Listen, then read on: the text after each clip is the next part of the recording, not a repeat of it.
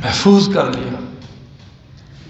درود پاک ہمیں اللہ نے جو عبادت دی ہے نا، اس کا متبادل ہی نہیں ہے۔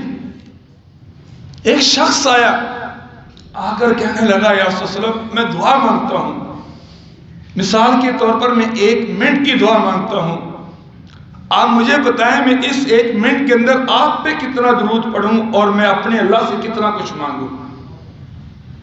آپ نے فرمایا جیسا تیرا دل چاہتا ہو تو اس طرح کر۔ اس نے کہا یا صلی اللہ علیہ وسلم، یعنی آپ نے فرمایا 4تھا حصہ کر لیں۔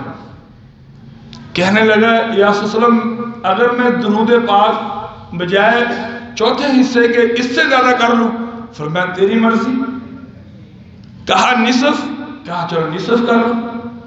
کہا اگر اس سے زیادہ کر لو ثلث کر لو؟ کہا ثلث کر لیں۔ کہا اگر اس سارا منٹ میں آپ پہ درود پڑھ کر میں اٹھ کر چلا جاؤں، کوئی دعا نہ مانگوں؟ فرمایا فَهُوَ خَيْرٌ لَكَ، یہ بھی تیرے لیے بہتر ہے۔